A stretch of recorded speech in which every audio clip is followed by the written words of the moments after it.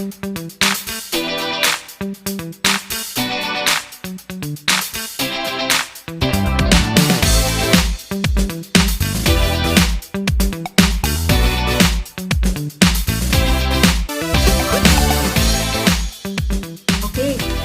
Magandang araw po sa lahat and welcome sa Team Awareness Hub. Nandito na naman po tayo sa panibagong talakayan na kung saan napakaganda ng topic natin. It's all about talents. And very timely po lalo na sa panahon ito ng pandemya dahil mapapansin natin na marami po talagang mga talento ang lumalabas sa bawat individual na maaaring hindi nila na-discover noon. Pero ngayon, dahil may lockdown, tapos meron tayong tinatawag na mga quarantine, at na-stuck sa bahay. Kaya lumabas yung mga talents ng bawat isa. So yan po ang ating pag-uusapan ngayon. At pakilala sa inyo, syempre yung ating mga guest speakers na kung saan magbibigay po sila ng kanilang mga experience. At the same time, may share nila yung mga talents din nila sa inyong lahat. Okay. So nakikita po natin ngayon, welcome sa ating dalawang nagagandahang ladies dito. Actually, I should say, young, talented mothers, no? Mga working mothers. Pero salamat dahil sa invitation ay pinaunlakan tayo ng ating mga guest speakers. Actually, international po ito dahil yung ating first panelist ay wala dito sa Pilipinas. Siya ngayon ay at this moment, nasa San Diego, California. Okay. Papakilala ko po siya sa inyo. Siya po ay, of course, from Christ Community Church. At sa ngayon, ang kanya pong trabaho ay isa po siyang preschool teacher of CV Preschool. Tawagan ko na po walang iba kundi si Sister Carmi Cabrera. Hi! Hi! Magandang araw po. May gusto ka bang batiin, Sister Carmi? Binabati ko yung family ko sa Las Piñas. Wow, oo nga naman. Okay.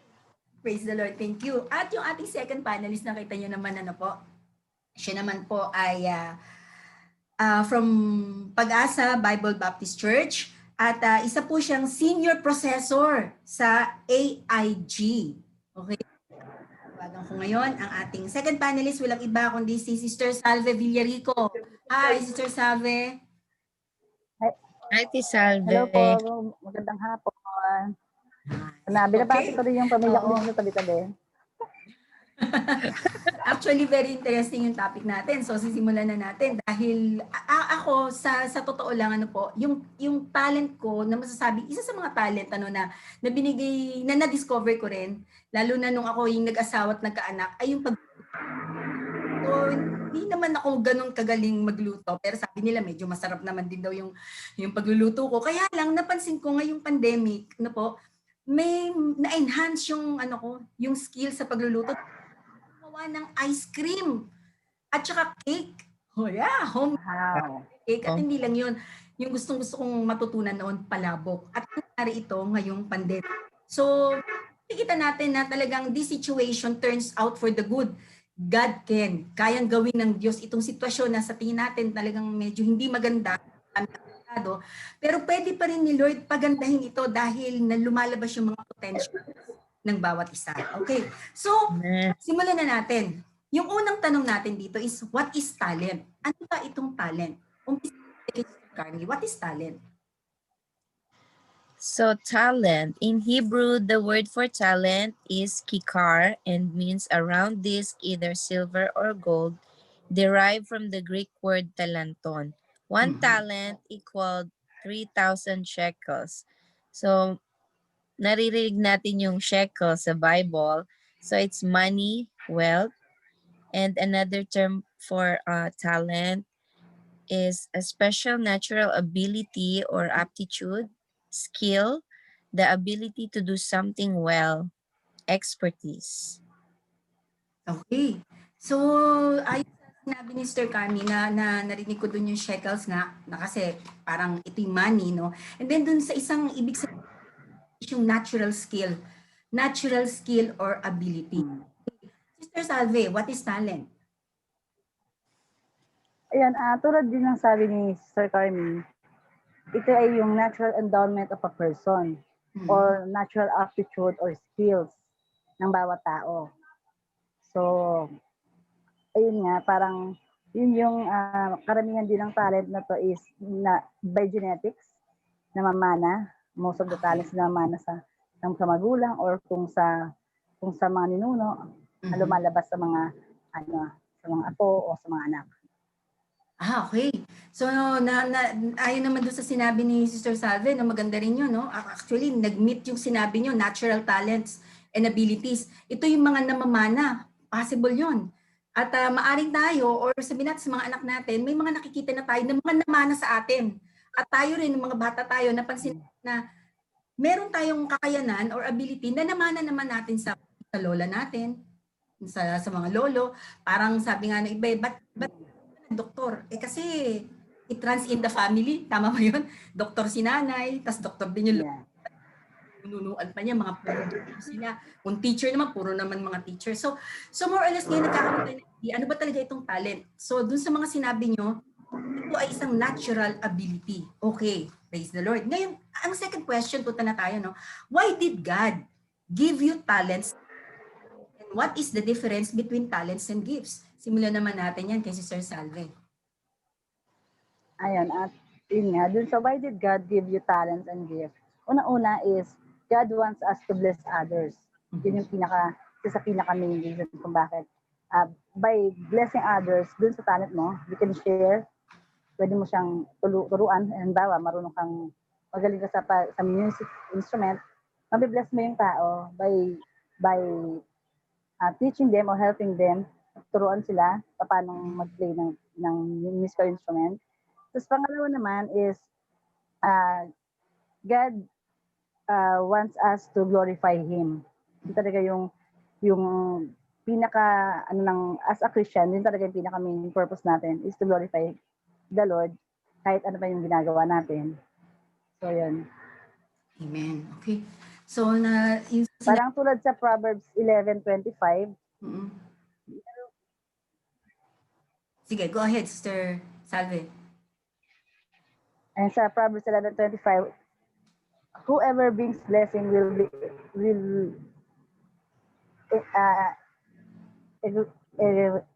enrich, and one who waters will himself be watered. So, ibig sabihin, kung pamamagitan ng talent natin, we can share to other people, magiging blessing tayo sa kanila by teaching them dun sa mga talent na nag-excel tayo.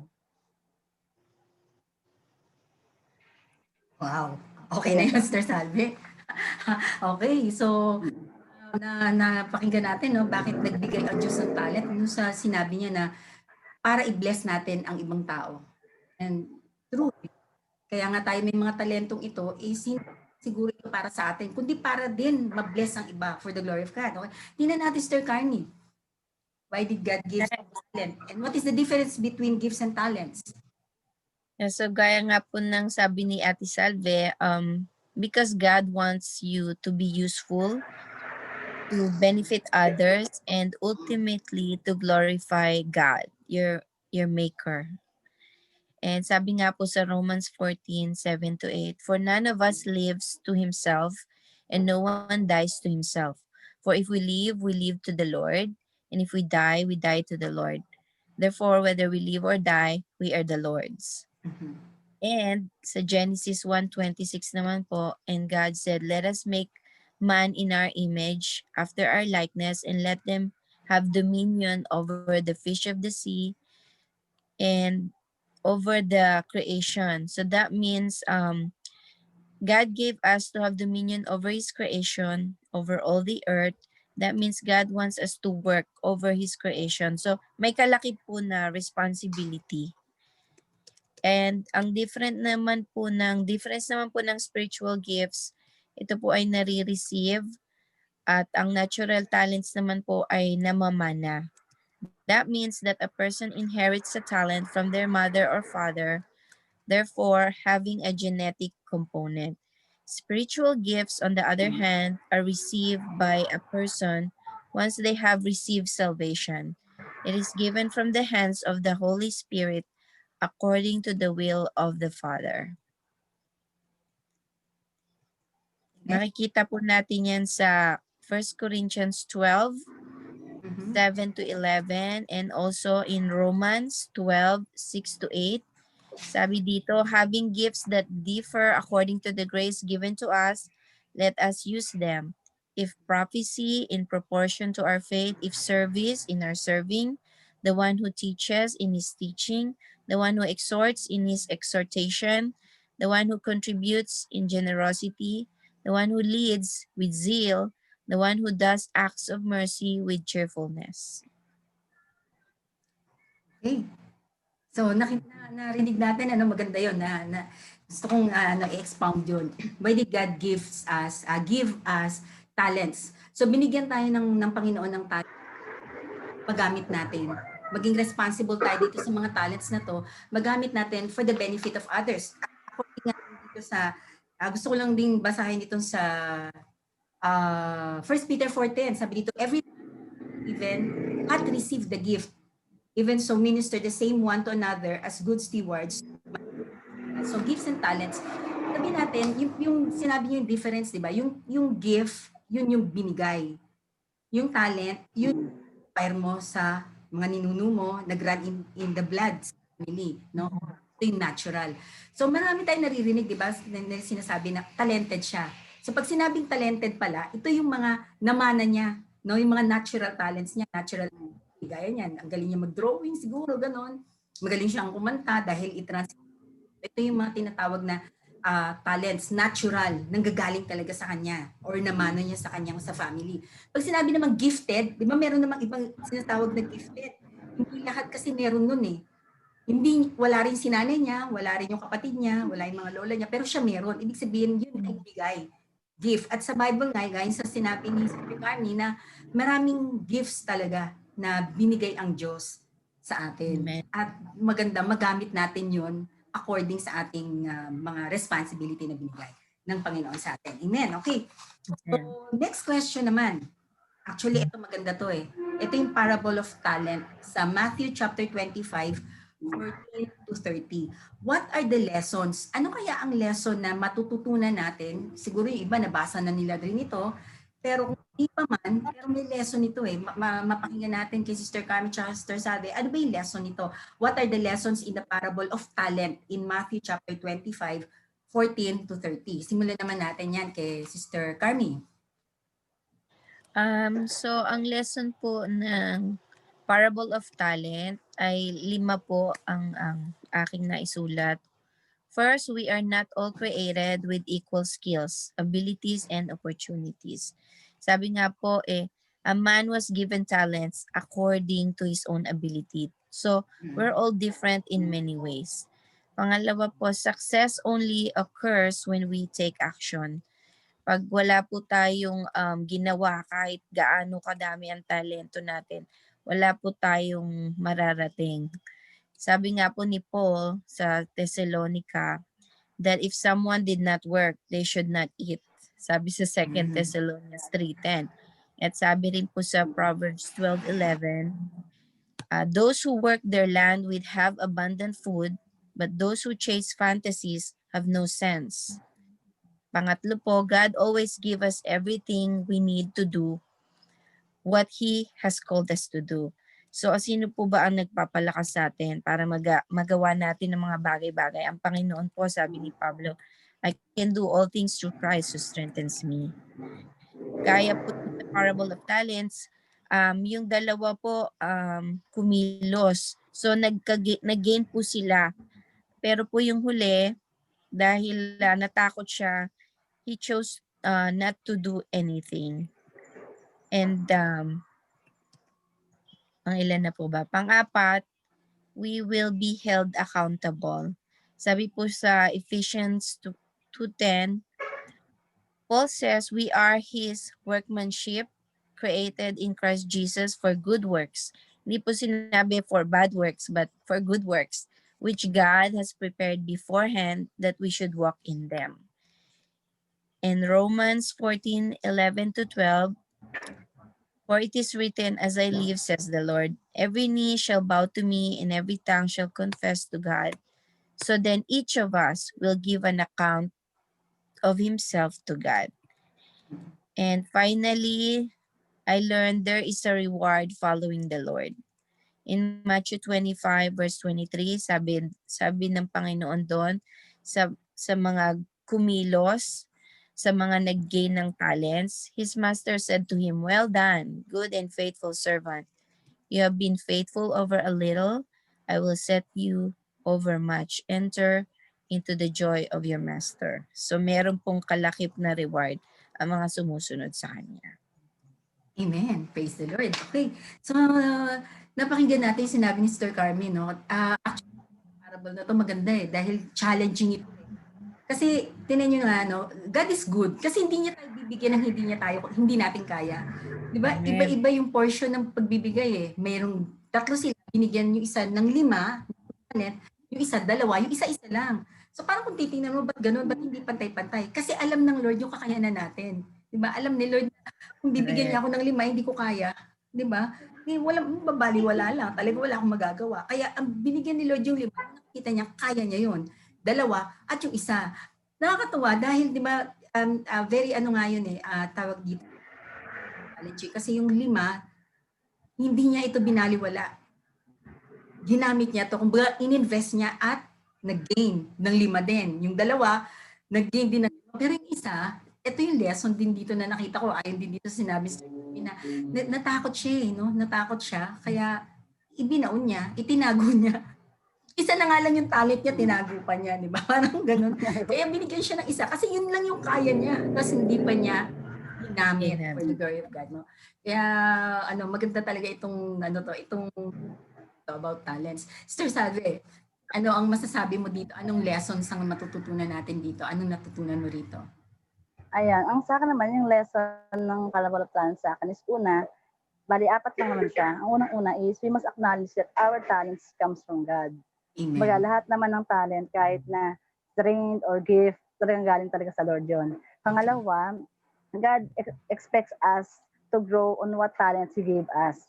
So gusto lang ng Lord na mag-excel tayo kung ano man yung binigyan niyang talent. Halimbawa, dun sa Parable of Talent, kaya siya may 5, may 2, may 1.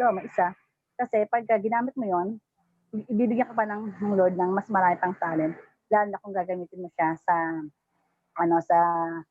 i-glorify niya. Pangatlo naman, God reminds us not to afraid to use our talent. Tulad nung huling talent na sa sobrang takot niya, tinago na lang niya. So, ang pinaka ng Lord dito is, don't let your fear hold you back. Kasi yun talaga yung pinaka sa atin. Kahit bilang tao, kahit Kristiyano, yung fear talaga, hindi naman galing sa Lord yan. So, dapat paglabanan natin, lalo na kung alam natin na binigay talaga ng Lord yun sa atin.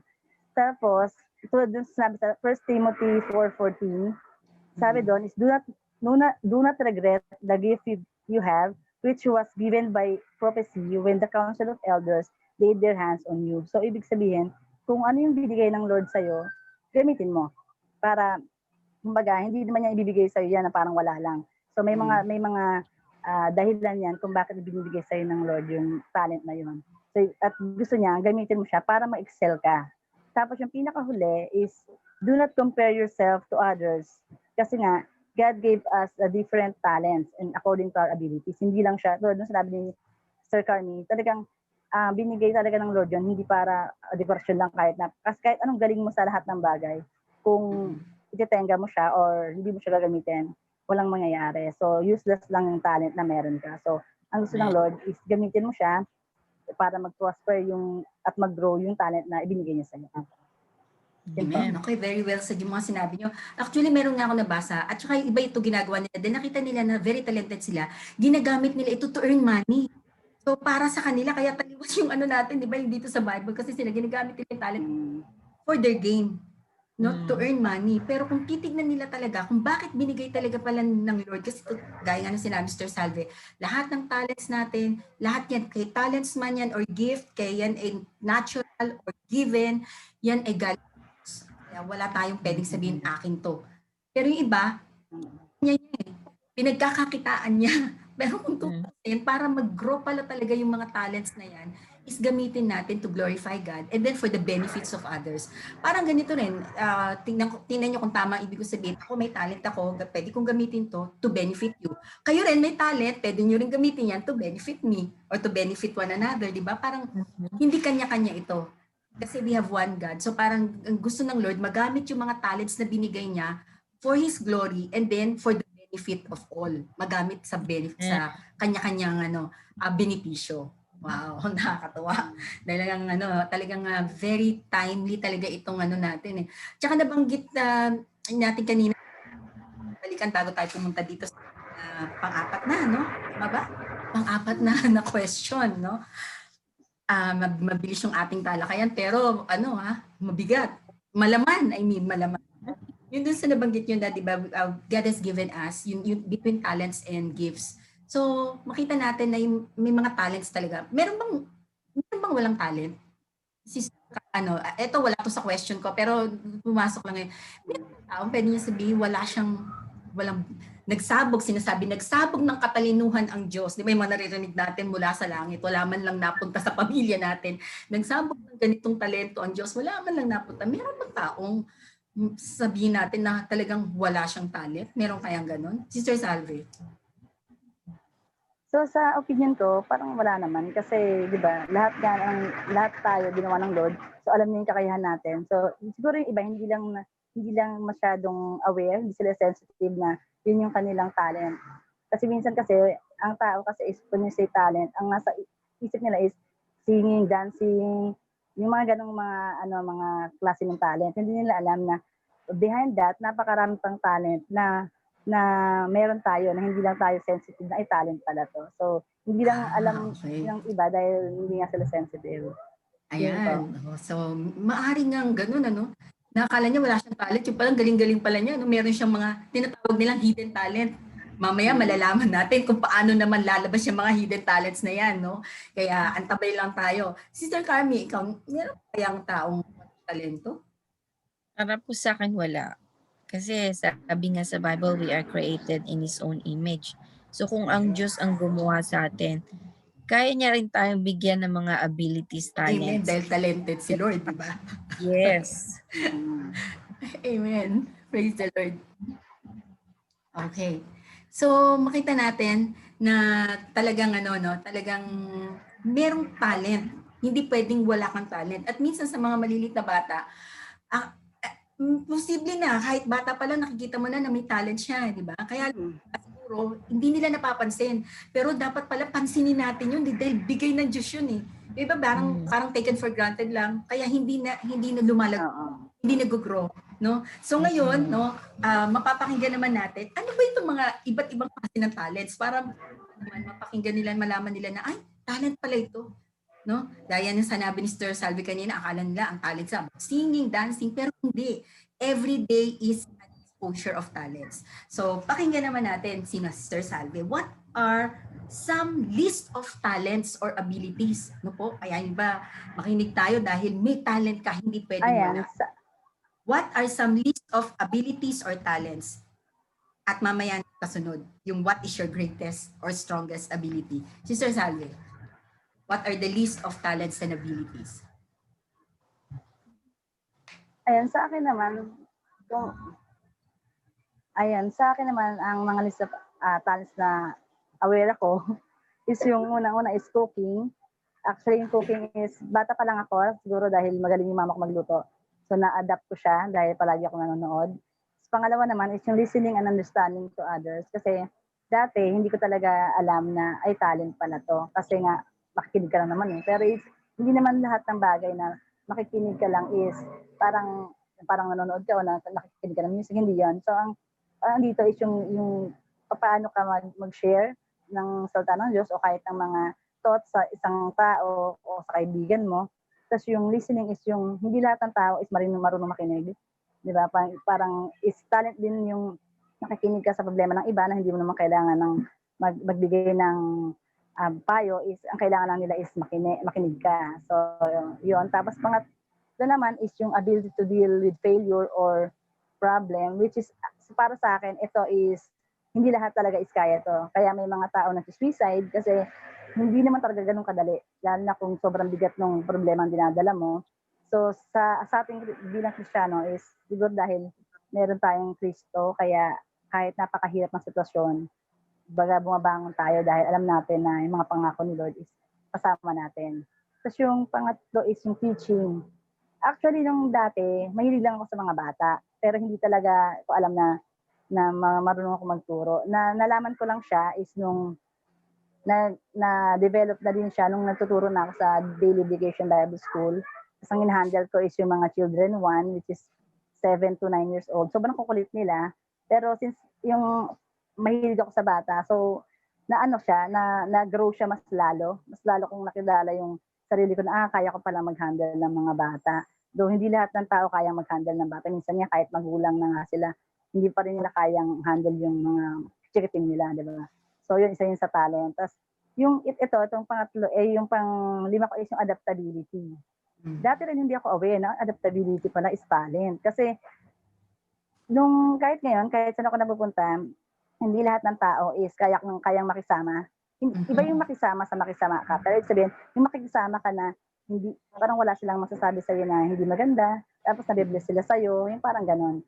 So yun, since nag-aral ako hanggang sa work, is ngayon is lagi ko narinig sa kanila na natutuwa ako sa'yo kasi kahit hindi ako ito lang yung tropa ko, ito yung grupo ko, ito lang yung grupo ko. Tapos pag wala na yung grupo mo, wala ka nang kausap yun. Marami kasing taong ganun na parang hindi nila kayang makibagay sa ibang tao. So, ayun, sa akin naman, praise God dahil kahit saan ako ilagay. Kasi sa company namin, sa BPO kasi is team per team. Pero hindi palaging doon ka sa team. Most of the time, pag kailangan ng ibang staff sa ibang team, ililipat ka doon. So, ibang environment na naman. So, I thank God dahil marami ng best na gano'n. Pero, napasalamat ako dahil talagang, si Lord talaga yung na kumikilos na napapakisamahan sila ng maayos. At hindi din sila parang hindi sila nagkakaroon ng masamang sa akin. Parang masamang makikita o pakikisama. So, yun, akala ko dati wala lang yon. So, hanggang sa na-realize ko na ay talent din pala yun. Kasi hindi lahat ng tao na kaya makibagay. Yung iba ko nga ka-work, pag nalipat na ng team, nag-resign na sila. So, yan, isa palang talent is yung adaptability. Tapos, isa namang pang-anim is yung analytical thinking. Actually, sa work ko, sobrang kailangan talaga nito.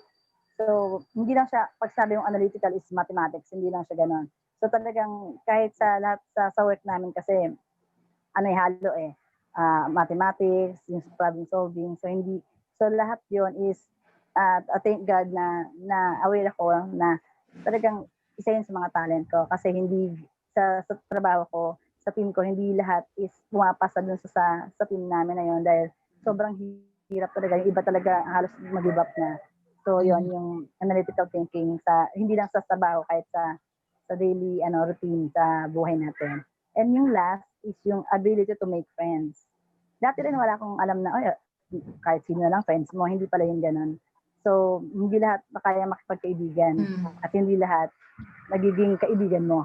So yung ganun. So sa akin naman, since nung nag-aaral ako hanggang ngayon, so I thank God dahil nakikita ko naman na hindi lang nila ako gusto dahil marunong ako sa isang bagay o nahitutulungan ko sila, but parang nabibless sila dahil natutulungan ko sila, hindi lang not necessarily financially, pero yung pinakamahalaga is yung pag-share ng word of God. Tapos yung pag may problema sila, talagang natutuwa ko dahil pagkatapos nun, nabibless sila.